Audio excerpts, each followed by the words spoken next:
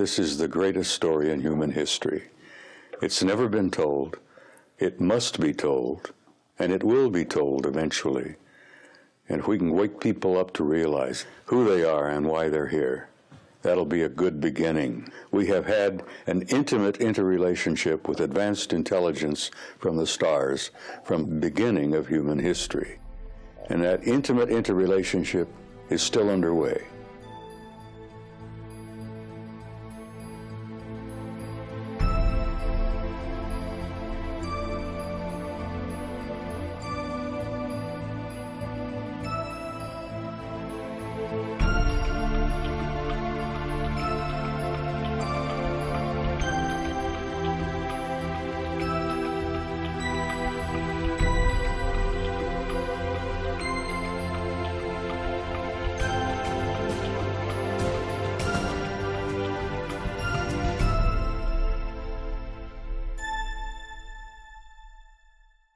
We're living in a very little circumscribed fence, a little fence of reality, that we're supposed to live within this. But there's a world beyond that little fence that we're being told to live in.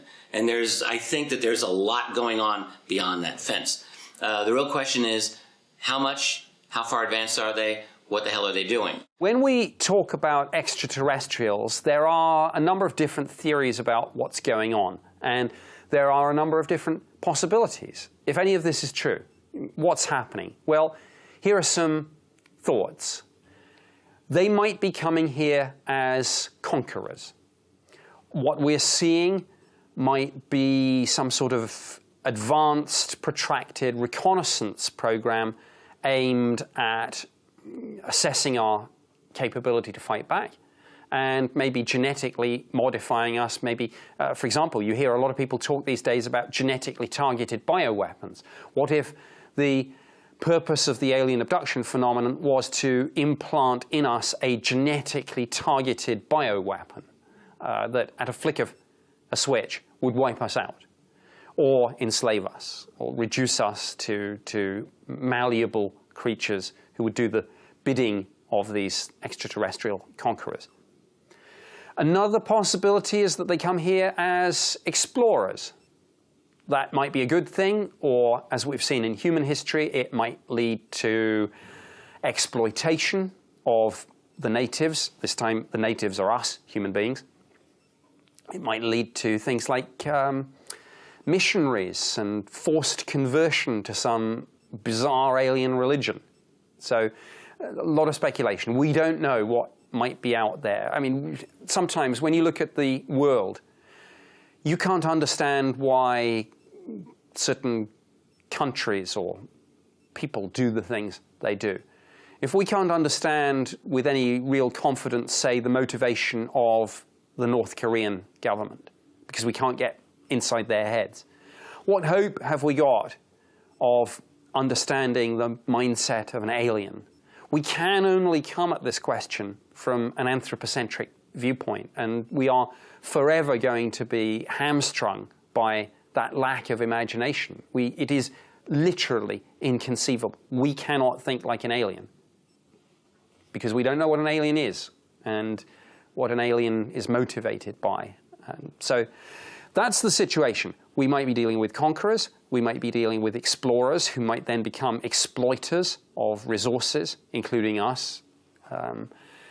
We might be dealing, and I hope this is where we are on this spectrum, with scientists, and particularly, well, scientists who might be studying us, biologists, perhaps UFOs and visiting aliens are the equivalent of someone like David Attenborough. Here on planet Earth, I'm having a look at these funny little humans and what they're up to. So that's one possibility. Another possibility is that we're dealing with that branch of science that is particularly predicated on looking at humans and human society, anthropologists. Maybe extraterrestrials come here as anthropologists, which would explain why they don't land on the White House lawn. Because once you start openly interacting and communicating, you're not seeing us in our natural habitat and you're not seeing natural behaviors anymore. You get cultural contamination.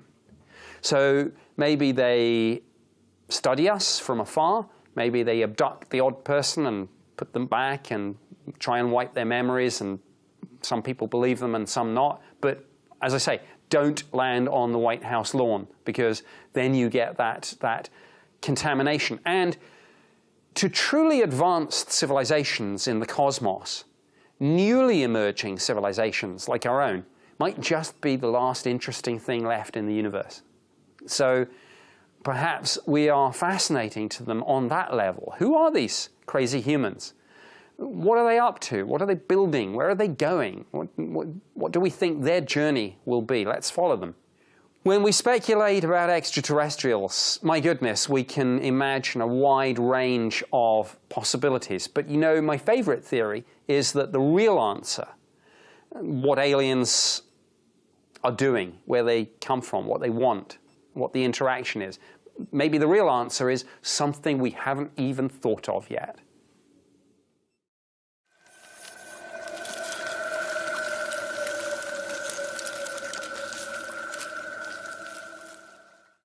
I have a question for all Americans. Where did all the money go? That's a big question. Why has our economy bottomed out? Was it by chance? Was it by accident? Was it by mistake? I don't think so. There is something called the Secret Space Program, which was an outgrowth of the discoveries in the 1940s and 1950s of crashed UFO craft that were recovered. The first recovery that I know of occurred in 1940. It was not Roswell. 7 years before Roswell, an alien craft crashed in Port Girardeau, Missouri. The local townspeople saw the crash, came upon it, and pulled out the pilots.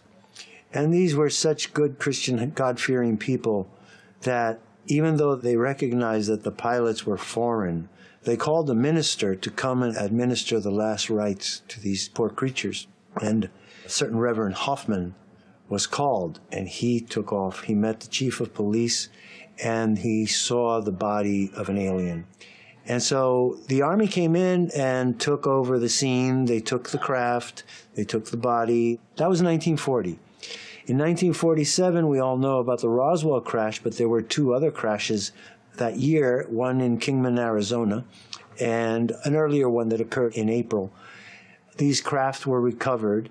So this resulted in a spurt of activity to reverse engineer these craft.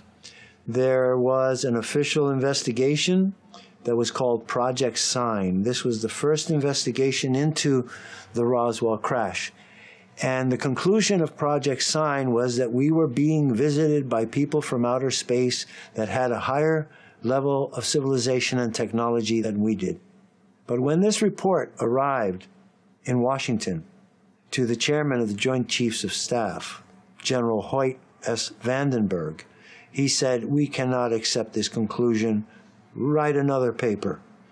And so that paper was quashed, and Project Grudge was initiated, which evolved into Project Blue Book in order to keep track of UFO activities, UFO interaction with human beings, and at the same time to cover it up, which is what Project Grudge and Project Blue Book were primarily assigned to do. Catalog all the UFO events, the sightings, the landings, the evidence, procure it all, silence the witnesses. And so that went on for a very long time. However, during the same period of time, UFO activity increased throughout the United States, and it's well known that they have had incursions into our military bases, our nuclear facilities, that they track nuclear submarines, and that they have a very great concern with nuclear weapons and what human beings intend to do with them. So some of them are guardian angels, and then others are not such guardian angels. Some of them were obviously, during the 1950s and 60s, trying to lure the United States and the Soviet Union into war with each other. So there we have it. We have one faction of aliens that wants to pit mankind against itself in order for us to destroy ourselves through self-immolation in a nuclear holocaust. And at the same time, there's another group of aliens that's showing itself as guardians, protectors of humankind at other times, but also giving stern warnings that should we ever be so foolish as to launch a nuclear missile at another country, we cannot be sure where that missile will land. The secret space program evolved out of this, the need for secrecy, hiding the facts of UFO and flying saucer activity, at the same time having to play catch-up with a civilization that was so far ahead of us that it was feared that if its presence were revealed, the Brookings Institution said that the scientists, doctors, and engineers of our society would be so depressed, so despondent, with the futility of having to catch up with a civilization that was at least 200 years ahead of us, that they would be so disheartened that they might not even get up to go to work the next morning. And that is it in a nutshell. That's a statement in the Brookings Institution report, that science and society would be destabilized by such a revelation. However, the military-industrial complex was not destabilized by any means. They were very stabilized and got to work on reverse engineering the products extracted from the crashed UFOs. This story can be read in Philip Corso's book, The Day After Roswell. Fiber optics, the maser, the laser, anti-gravitational propulsion, all of these things were found in the crashed Roswell disk, the crashed Aztec flying saucer, and several others that have been recovered since that time. So the United States government got to work alongside Canada, and the funding was funneled to the secret space program, and trillions of dollars were invested. And these trillions and trillions of dollars had to come from somewhere. And as a result, many government programs engaged in black operations.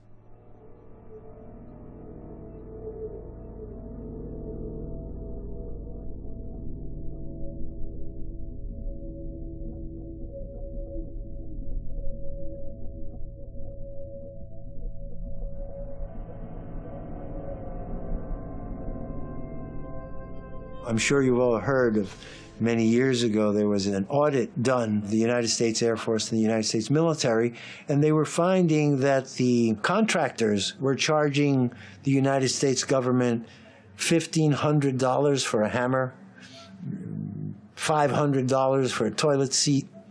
So I believe that this is the methodology where all of this money was skimmed off and hidden and funneled into this advanced, very rapid development program to try to catch up with the UFOs, to build our own UFOs based on their reverse engineered technology.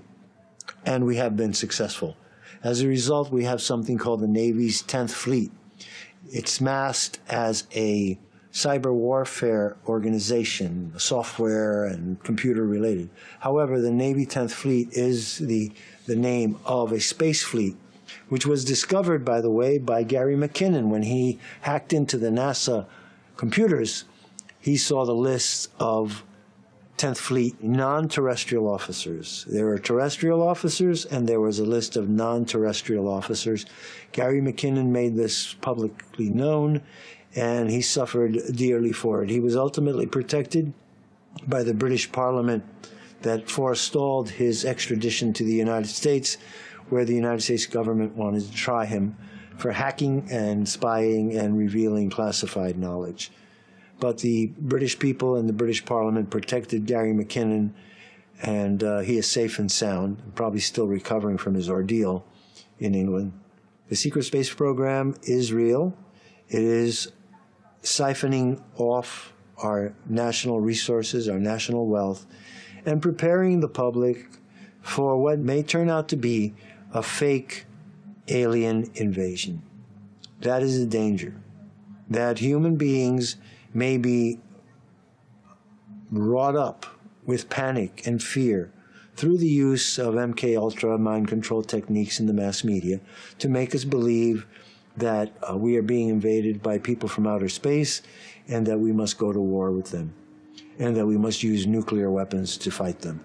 Well, all of that would lead to self-immolation. That's going up in flames, for those of you who don't know. Self-immolation, a very bad thing.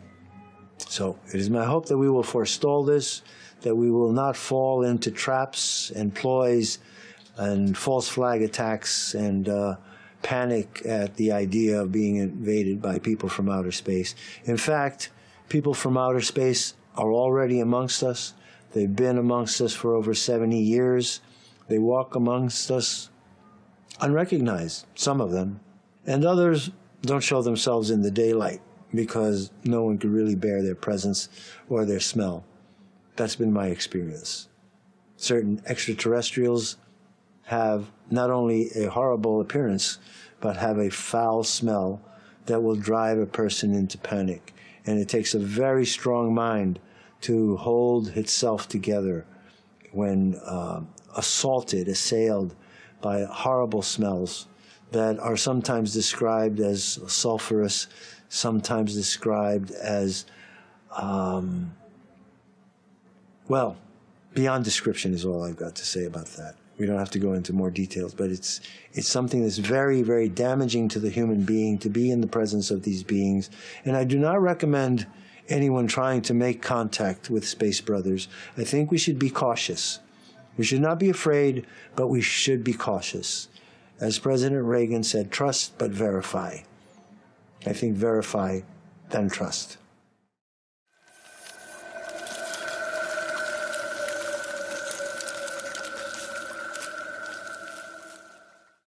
Telepathic communication is mind to mind. Humans are verbal. We make a lot of noise. But the non-humans appear to have almost instantaneous thought words. They work in symbols. They work in numbers. Whatever is happening in their minds, it's huge downloads all at once. Back in the early 1980s was the first time that I was introduced by a kind of whistleblower person in Army military, active at the time actually, to the notion that there is a secret war and that the secret war has been ongoing around this planet, in this planet, underneath the surface of this planet for millennia. And that the forces that conflict with each other is a mystery, or was a mystery to this man, except that our government was very concerned about who are our allies really and who are our enemies. And that's the way it was laid out to me. And in the process of describing that, this man told me that he was involved in a group that they would get some kind of a call and they would go to wherever there was either a landing or a crash or some sort of interaction with something in the non-human category on this earth. And we've heard about Project Pounce and Moondust and these various groups that since the 1940s, Truman had organized, MJ-12, Majestic 12, and that part of their work was to have units that were trained.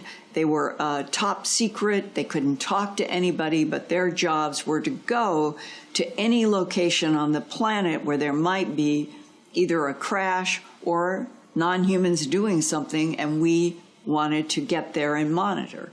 And he said, we have been able to send signals to the Ebens, another type, that are gray. They have heads that are shaped like a pear. They have eyes that are not black lenses, that they are large and usually dark, but not the lens type. And they sent out a frequency asking for help. And that one of the gray craft went to this town in Arizona, met up with our military people. This man telling me this was firsthand. This was his experience. And he said his superior officer came to him and said, one of the Ebens has agreed to let you, the man who's telling me his firsthand story, have the experience of having a telepathic download so you'll know what it is like. And his superior officer said that they had an agreement. The being knew that humans are very alarmed when these creatures float above the ground. That is their preferred state because they have technology that neutralizes gravity. But they know that humans get upset by things that float in the air, and so he said he's agreed to stay on the ground. And when they walk on the ground, they waddle, and it will be funny. It will look like Donald Duck. Be prepared for it. And then he will get to a point where he will start coming toward you in a straight line. At about 6 to 7 feet away, he will stop. You will want to run. You will feel like when we do flamethrower drills, your entire body is going to be feeling fear. And this is an order. I want you to stand your ground. I don't care how much you want to run. I want you to experience this telepathic download. Now, the guy telling me this is 6'3", 6'4", a big guy, and he said, I thought, oh, give me a break. I'm not a child. I'm ready for this. Here comes the being. It's waddling.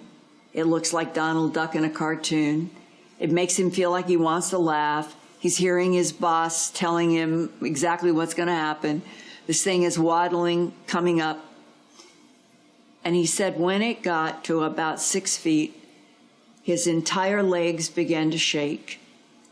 He wanted to run. He felt like he was going to faint. And he said, the only thing that kept me standing there is that I knew that my superior officer was off to the left about 30 feet. And by God, I was not going to fall apart in front of him.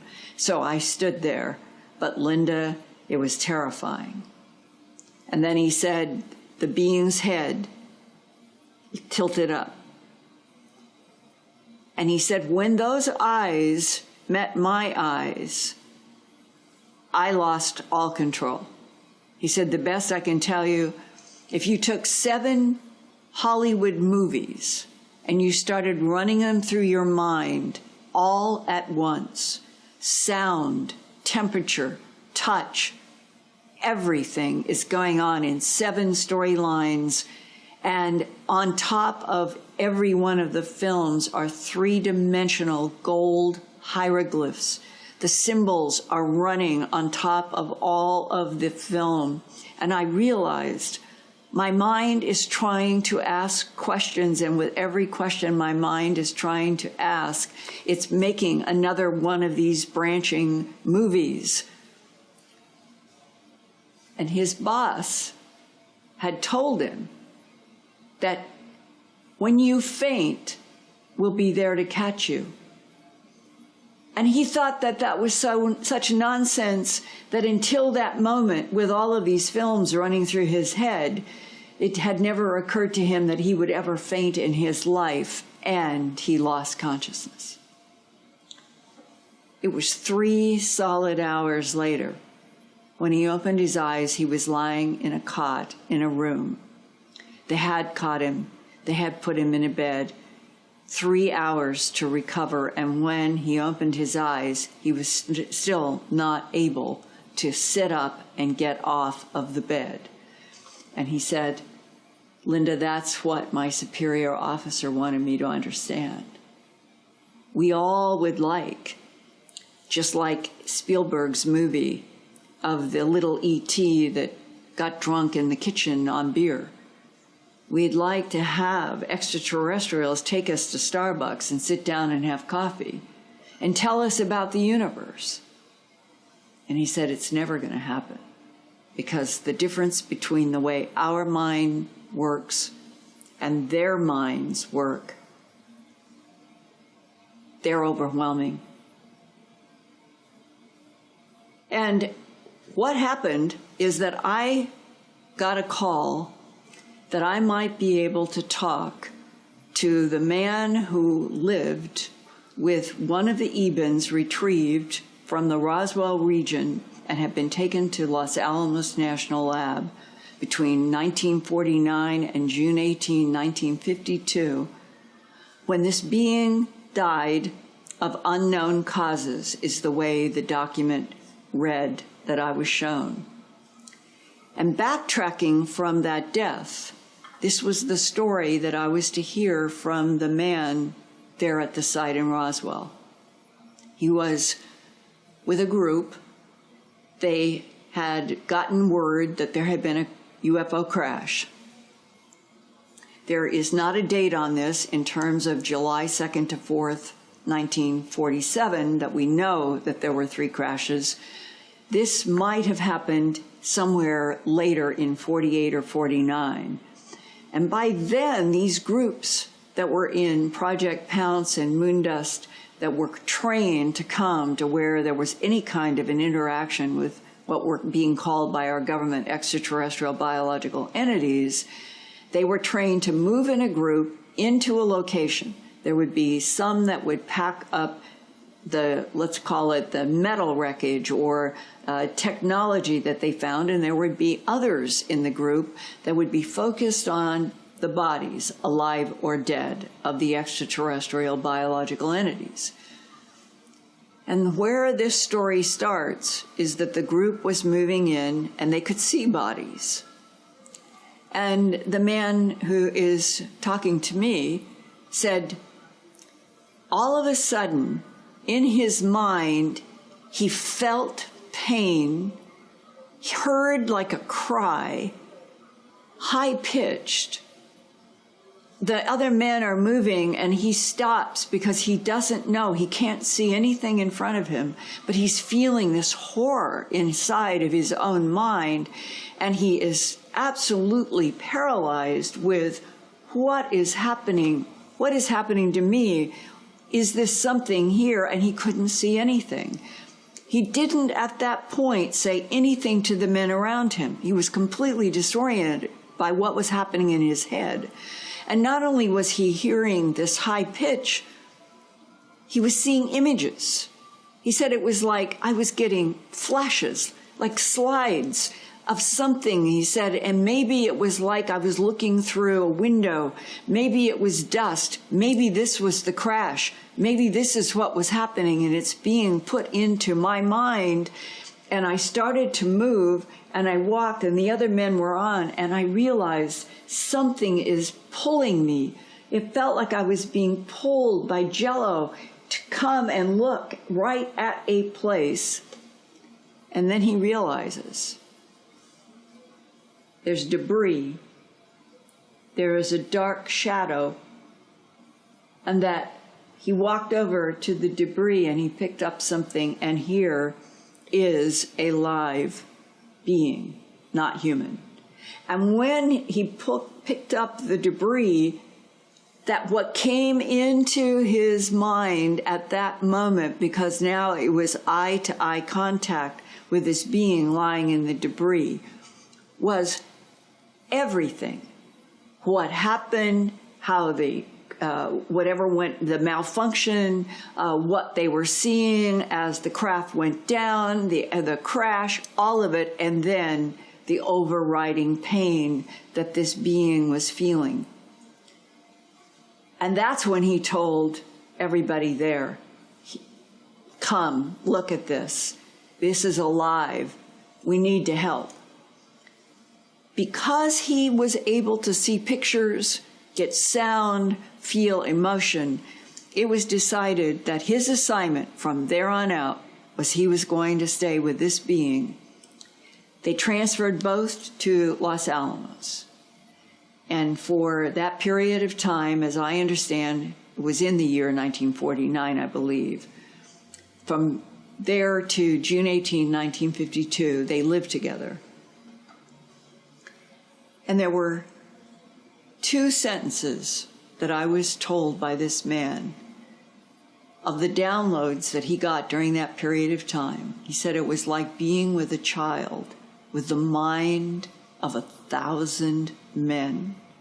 He would have these image exchanges and thought exchanges that for some reason he could get from this being and nobody else could. our government began realizing that they needed to find translators. They needed to find talented people who could get the images and the numbers and the thought words from these beings, and they started looking for translators. That's the category this man became. But he said at one point, in all of their word exchanges in their minds with seeing pictures and symbols, that this being was explaining about where they came from and the cosmos. And this sentence, or sentences: we made you. We put you here. But you have to live it. And this man looked at me and he said, Linda, you know, what I've come to understand from this being that I live with and I loved, the machinery of this universe is reincarnation, the recycling of souls. We treat the soul and recycling like mythology. These beings seem to be communicating that the most important part of our life as human beings was the soul and what happened at the moment of death.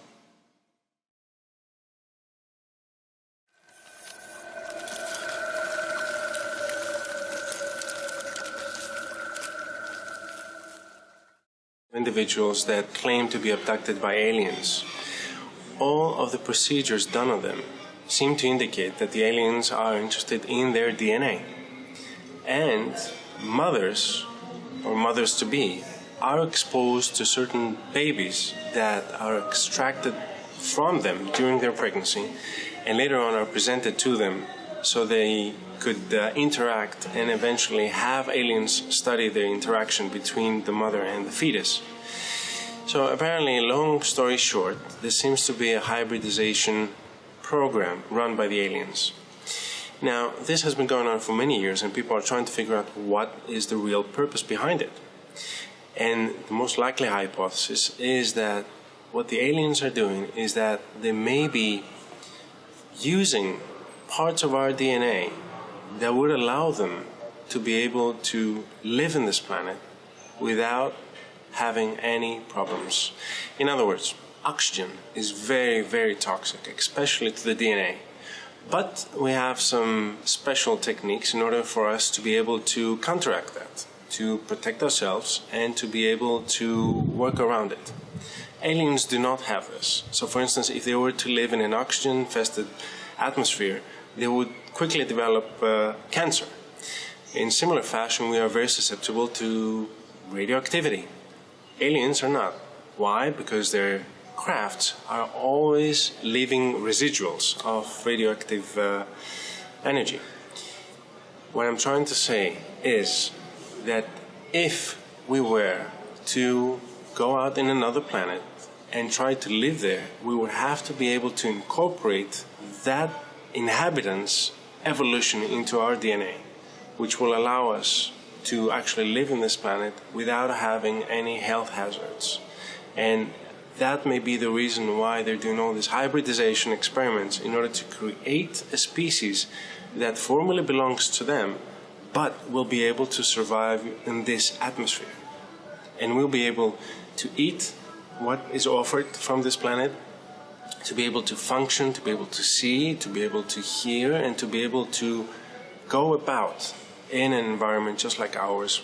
To any skeptic who says, well, these are just stories, these are just accounts, hell, life is just stories. Life is just accounts. The entire criminal justice system, for example, is based on eyewitness testimony. When did we stop thinking eyewitness testimony was important?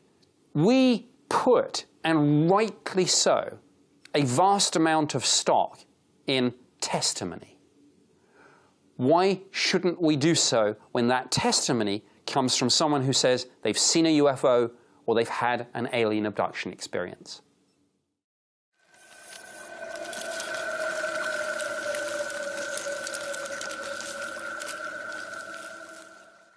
With most researchers or whistleblowers, they get approached by CIA and they are subject to immense pressure to continue their research, receive funding, and at the very end, prove and say to everyone that that was a hoax.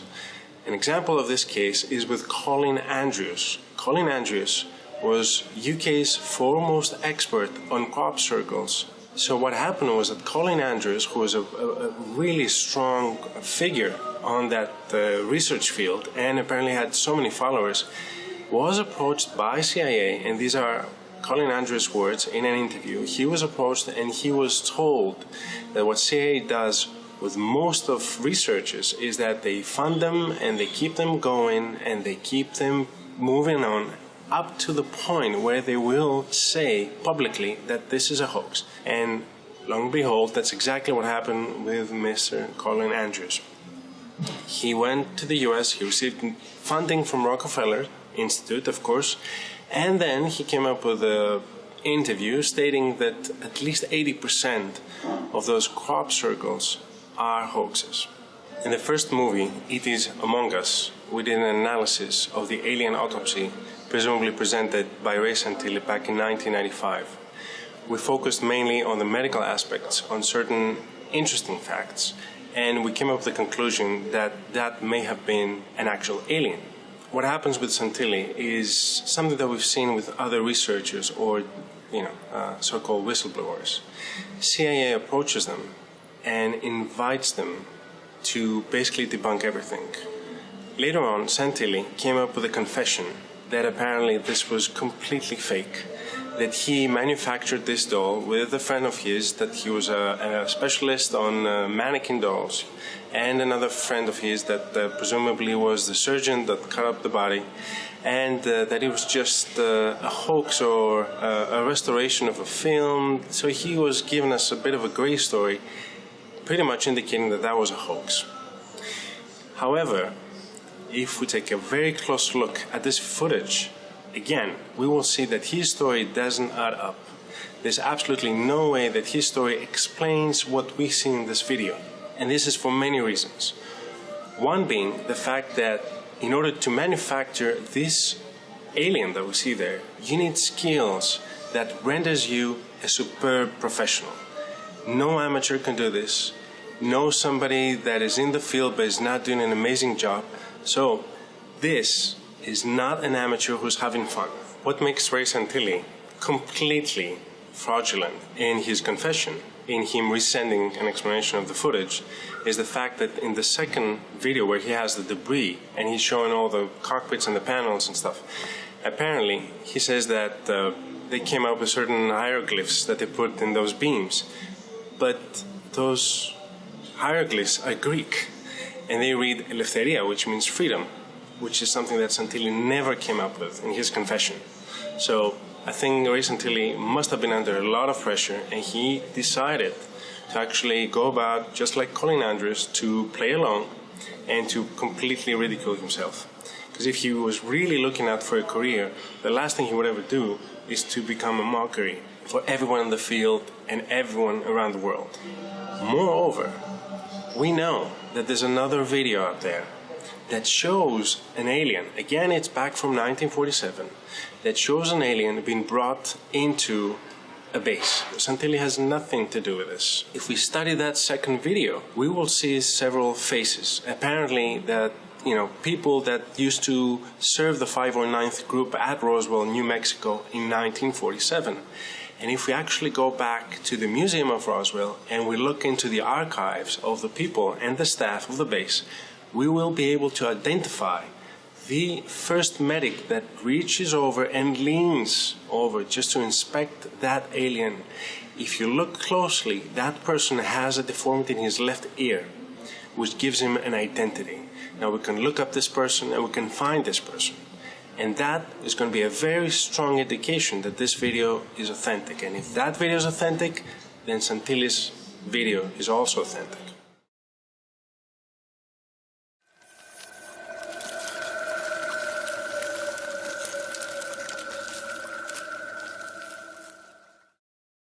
Back in the spring of 1990, one of the subjects that was breaking up during that period of time in 1990 were crop formations. They were on 60 Minutes. They were on 2020. Barbara Walters was talking about how are these incredibly beautiful patterns being put down 800,000 feet long in wheat fields or barley fields or rape fields, especially in England. But that year, a lot of people don't realize, I counted the number of countries, and we had crop formations being photographed in 23 countries, 1990. So by 1991, I wanted to get to England. I wanted to be able to spend time in the formations. I wanted to see what it felt like. And by the summer of 1992, I finally was landing in London and was taken to Marlborough to get to where I was going to be staying in the Vale of Pewsey. For 2,000 years, the cereal crops in the Vale of Pewsey in England have been associated always with the cycles of planting and harvesting. For 2,000 years, the same land has been a home to all kinds of crops. So this has been the heart of where crop formations first emerged in the 1970s. A few people knew about them, and then by 88 and 1989 were the first what they called pictograms. Some of them were 750 feet long, 800 feet long. And they were largely circles with lines and odd symbols coming off of the lines. By 1992, when I landed and got to the Vale of Pewsey, everything was evolving into very sophisticated patterns. There were beginning to be people who were recognizing that there was mathematical language in these crop formations. And I had not been in a formation. I had studied hundreds from the United States. And so the first thing that I wanted to do, and I joined up with friends, is to organize getting into a crop formation. And I had arrived at night, and it was the next morning. 7 of us went to one at Milk Hill, a place that's had a spectacular formation every year since around 1989. And when we got there, we parked in an area where we could park cars on a hill, and then we had to go as a group along the top of Milk Hill in order to get up above a 430-foot, I believe it was, huge. It was spirals, paths, big circles. It was not a pictogram. It was like a geometry. And I remember getting up, and we got to a point right above, and some of the people who were more experienced, they said, we've got to come down where we can go down a tram line so we don't trample any of the wheat. And we all, like children, for reasons unknown, were on a hill, but we all started sort of running. And we ran all the way down into the Milk Hill tram line, going right along the Milk Hill formation. Now, there were about 7 of us. I just happened, for some reason, to be the person who was at the furthest. So I am going down the tram line the furthest this way, and everybody else was kind of spread around along here, 400 feet, bigger than a football field. I had my 35-millimeter camera hanging around my neck, and I had the curiosity to go right into this formation. I wanted to see, what does it feel like to be in it? And so I'm walking with tremendous innocence, my first pattern ever on Earth, and I get to an opening, and it was like I hit a wall of jello. It actually was firm and made me kind of like I bumped into a wall. I'm not seeing a wall. I'm not seeing anything but air. But I could feel there was this solidness, and I stopped, puzzled. I looked down. The others had stopped. Nobody was going into this pattern. So I brought my 35-millimeter up. I put it so I could change and go down real close and come back in wide, and I started taking photographs. And I realized when I went into a zoom in a particular place, only about 5 feet from where I was blocked by this whatever, jello, I could see wheat this direction, wheat this direction. I could see another layer. And I thought, oh my Lord, I want to get in there. This thing is layered. And after about another minute or two, whatever this strange jello that had blocked apparently all of us, it just kind of evaporated. And then I felt almost like I was being invited into the crop formation at that point. I didn't want to step on anything. So I went on tippy-toe for a while, like in a circle, trying to see how can I get close, how can I get photographs of the layers. And finally, my curiosity overwhelmed my desire not to step on any of this crop.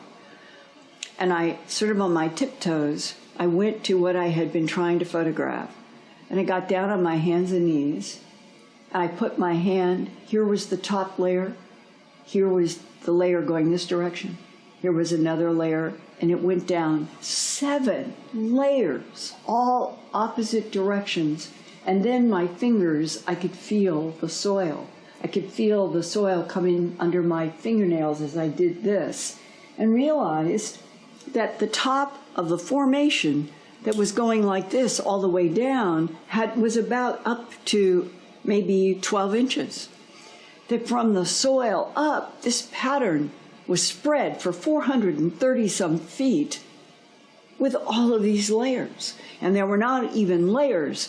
There were areas where it swirled like water in circles. There were all kinds of exquisite, nothing was out of place. It was breathtaking. And then I felt this pull to go to the right. Everybody else had gone to the far end, and at 430 feet, I'm that far away, they're that far away, but I'm pulled to the right. And as I'm walking, I'm trying to walk on the edge of my toes. But as I'm walking to go to this far end that seems to be pulling me, I'm realizing that the complexity of those 7 layers and these beautiful swirls, it's continuing all of the way. And I get to the end. It's wheat that was about waist high. I'm now at the edge. You can't go any further. And here is solid, solid wheat, like you were inside of a velvet carpet, but it's wheat. And as I'm standing there, looking out on the solid wheat, and then looking in at the complexity of all of these layers, and then back out onto this wheat, it was like a thought voice. It said, life on earth is not guaranteed. And I turned again, and as I turned to look out on the wheat with life on earth is not guaranteed, suddenly it was like when you're in the presence of something like a Bengal tiger. And the Bengal tiger can be 20 feet away from you in a zoo or a safari park, and you're protected. But when you look into the eyes of a Bengal tiger, there is not only profound intelligence, but a sense of danger, because the intelligence is capable of doing anything. And at that moment, looking out on that wheat, it was as if a Bengal tiger was staring back at me. And I remember that moment. This is what made this pattern. This is an intelligence that is capable of destroying us or letting us live. Life on earth is not guaranteed. And it was at that moment that every crop formation that I was ever in by the hundreds for the next decade, that voice was always there, that sense, this is really important. These crop formations have mathematical language. If we were smart enough, we would all be sharing what is the language in these crop formations and praying that that Bengal tiger intelligence knew that a lot of us actually cared about whether we survive on Earth or not. Back in 1992, during my first trip to England, as I began moving into crop formations and feeling them out, a lot of us started saying, you know, this formation, it feels really positive and I feel good, but I was in that one over on the Barn Road and it felt terrible. And that made me start thinking, what if there are two types of energy, two types of intelligences that are even competing with each other in the crops of the world, like the skin of the world, and that where we feel really good in some, it may be something that is trying to inspire us, to give us joy, to give us exultation, which I felt in those crop formations. And those that made me feel sick or that made me stop, that was the beginning of these crop formations are not equal. Not all are positive and not all are negative, but when they are negative, it had a physical impact on the body and I think the mind and the soul that many of us who came to go to crop formations together would have this moment where this I have to leave. Now, what else was interesting about this? I began to realize that over the 10 or 12 years that I kept going to England, that the crop formations, if this was going to happen, where you felt like you were sucked of air, it was going to be in something like an 8-fold geometry or a 5-fold geometry or maybe an 11-fold. It was never a 3, it was never a 6, it was never a 7, and it was never a 9. And in the whole issue of sigils and ancient geometries and mathematical laws being underneath the sacred geometry, it was one of those evolutions that people who were mathematicians began to study in detail and put on websites what they were finding in terms of mathematical ratios and crop formations.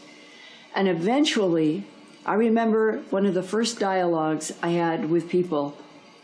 Did you ever feel that when you were in an 8-fold geometry that it was different than the 6-fold geometry across the field? And there had been one specific example where there were 6 or 7 of us, and there had been a Windmill Hill, and there had been an 8-fold geometry, and then in the field right opposite, it was a 6-fold. And all of us who had gone into the 8-fold geometry, when we got into the 6-fold, everybody was saying, there is a difference. Could it be that those behind certain geometries, whatever the intelligence, are in conflict with everything that is behind the 3, the 6, the 9, the 7 geometry? You will see that the flower of life, which begins with 3s that go to 6s, that go to 9s, that is associated with what is called the light or the Christ line. If you go to the 8, that 8 geometry is associated with Mesopotamia and ancient sigils, as if math, numbers, associations with things in the unseen are part of the fabric of what is behind the crop formations that have occurred on this planet. It may be subtle to many people, but the challenge is we need to understand why it is that a place like Glastonbury, with the red and white springs that have been going since, they say, for 2,000 years, and that Arimathea brought Christ there, and that there is a relationship between this land where crop formations seem to have focused. Could it be that it isn't just math, that it isn't just something from another intelligence, that the crop formations themselves go to the heart of something that is trying to get human attention, that the soul of humanity is at stake, that life is not guaranteed, and that the crop formations seem to be spelling out that there is conflict between light and dark, numbers and mathematical language. And that has always been with me ever since I spent so much time in them, that it goes beyond beauty, it goes beyond poetry, it goes beyond mathematical language. That the crop formations that began coming to this planet in the 1970s have something to do with a philosophical argument about what is allowable to do with life. And that the crop formations, to me, today in 2017, the crop formations have always been like a signal. I've always felt they were a signal. We have a path that we can go to life, and we have a path we can go to death. And something like that Bengal tiger intelligence is watching, provoking, waiting, and I hope inspiring the move to life.